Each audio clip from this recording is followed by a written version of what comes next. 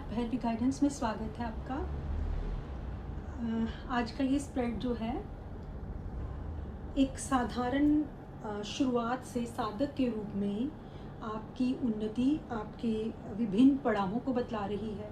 विभिन्न अवस्थाओं को इस सफ़र में आपने कैसे पार किया और क्या गाइडेंस है, उस सब को हम देखते हैं।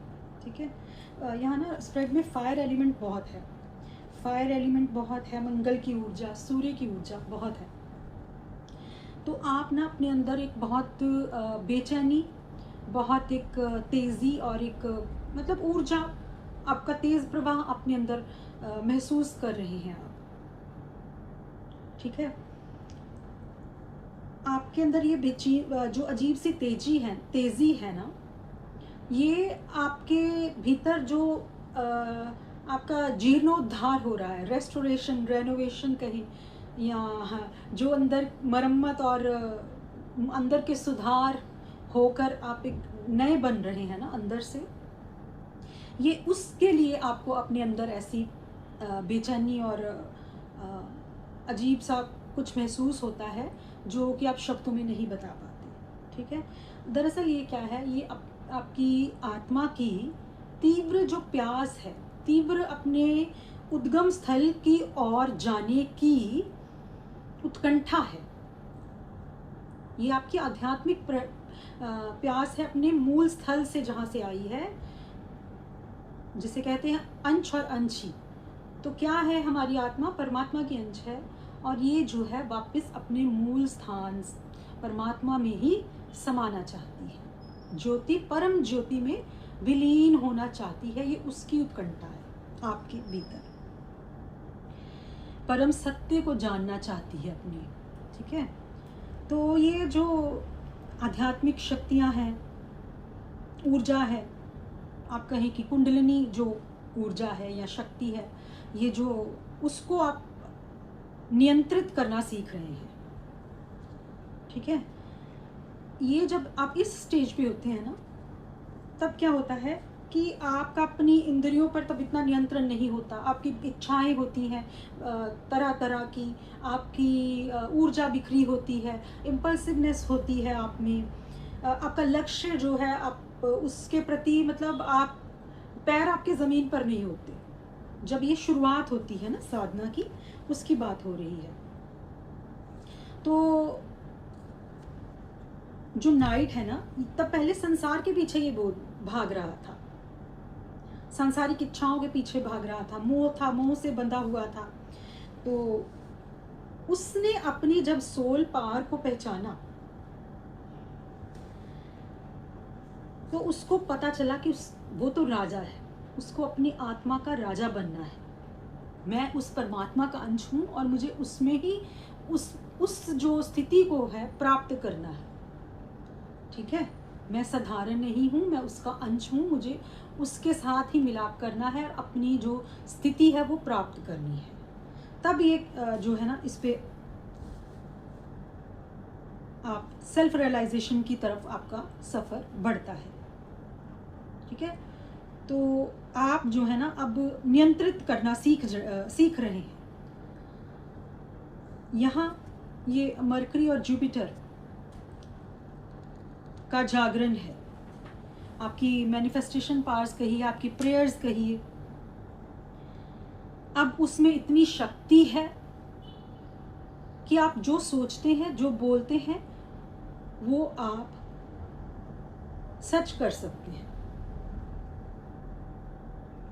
इतनी शक्ति है।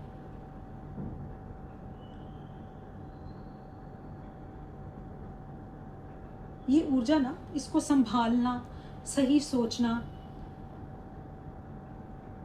बहुत ज़रूरी है, क्योंकि देखिए आपके सभी एलिमेंट्स संतुलित होते हैं, 5 तत्व जो कहते हैं, पंचभूत।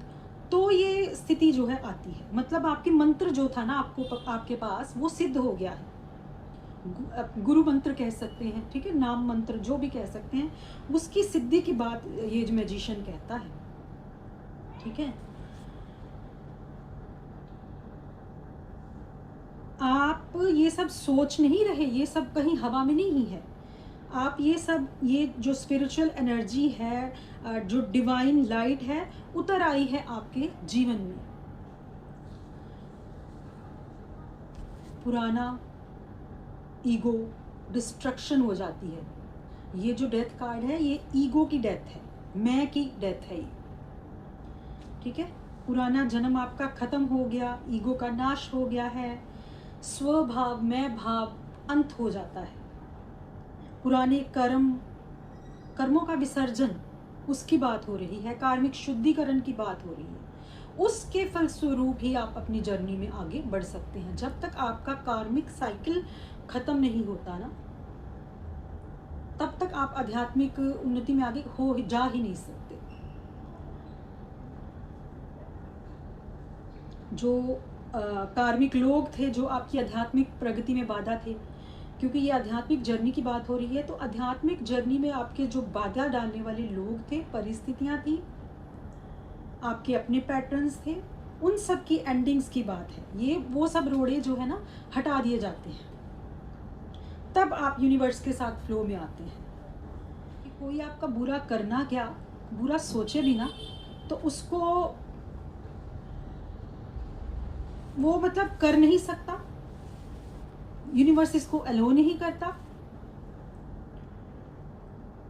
वो अपने पैर पर ही कुल्हाड़ी मारेगा इंसान, जो कि ऐसी सोल जो इस जर्नी में है और इस हद तक प्रभु की भक्त है, तो उसके साथ जो है ना कोई बुरा जो प्रयत्न है वो निष्प्रभावी स्वतः कर दिया जाता है।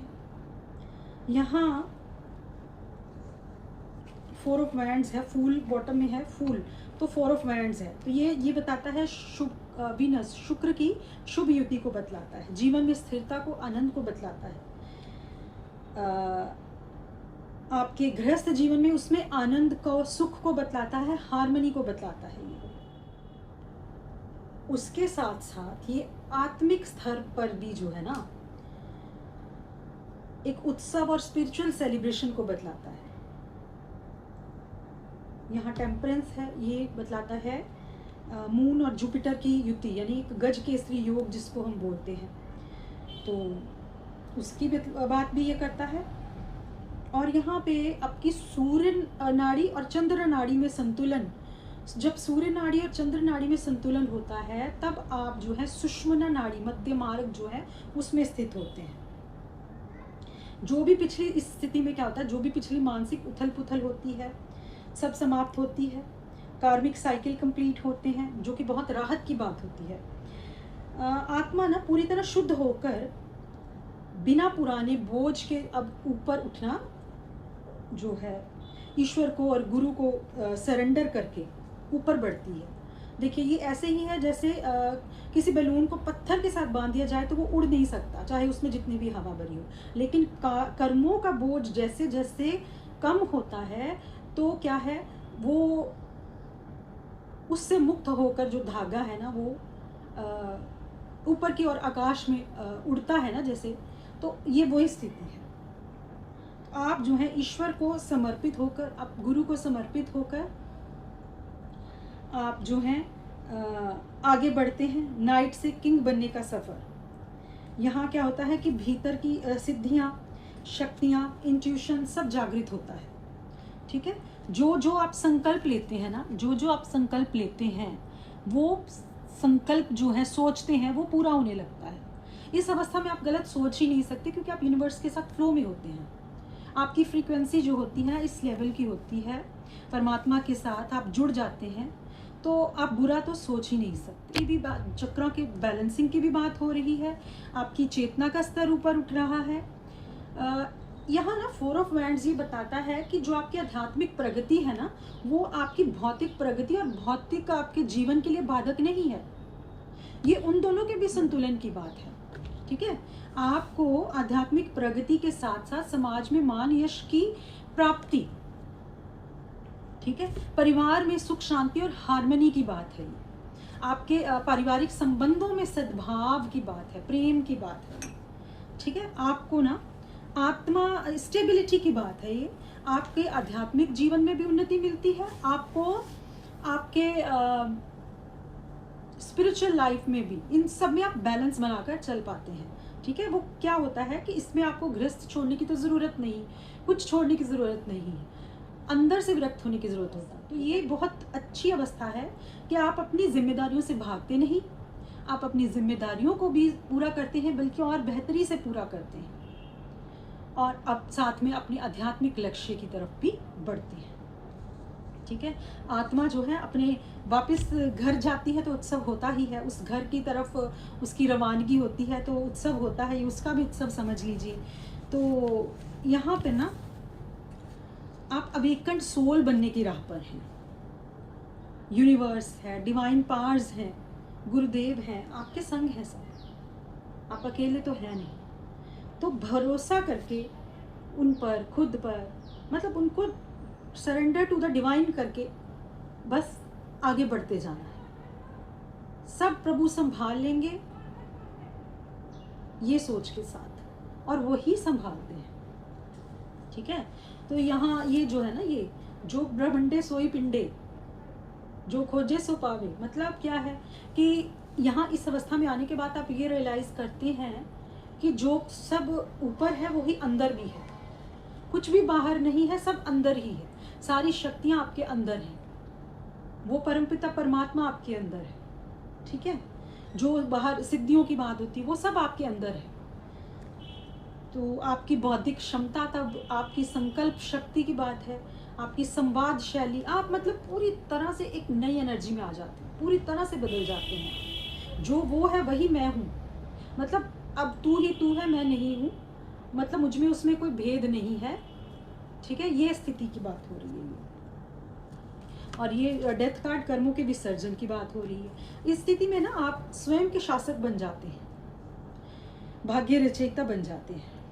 आप संसार के पीछे नहीं दौड़ते, आप इंद्रियों के पीछे नहीं दौड़ते, आप तुच्छ सुखों की तरफ नहीं दौड़ते, आप परम शांति जो है ना उसके, वो आपका लक्ष्य बन जाता है। आत्मा का उत्सव है। उत्सव क्या है आत्मा का? भीतर जो स्थित परमात्मा है उससे मिलन, वो यूनियन, उसको जान लेना, उसमें समाना, अपने मूल स्वरूप को पहचानना, ये उसकी बात है। ये शून्य की स्थिति है ना, ये तभी आती है, और ये सब गुरु की कृपा के बिना संभव नहीं है। असल में ये चक्रा बैलेंसिंग और ये सब साधनाएं, मंत्र सिद्धि, उसके बाद असल यात्रा शुरू होती है। ये तो सारा इनर वर्क था, उसके बाद यूनियन होती है, जिसको हम कहते हैं ज्योति ज्योत समाना, ज्योति का परम ज्योति में विलीन होना। ठीक है, तो उत्सव तभी होता है वो जब कहते हैं कि आत्मा जो है पति रूपी परमात्मा को से विशाल करती है। ठीक है, उसकी बात हो रही है यहाँ पर ना। एंजल नंबर है 1616। तो ये भी बतला रहा है कि आपको दिव्य शक्तियाँ, आपके एंजल्स, आपके गुरु, मतलब जो भी है ना, सब आपको इस वक्त आपके साथ हैं। सबका सहयोग आपको मिल रहा है, उनकी तरफ से आपको मार्गदर्शन मिल रहा है, आपके जीवन में संतुलन लाया जा रहा है।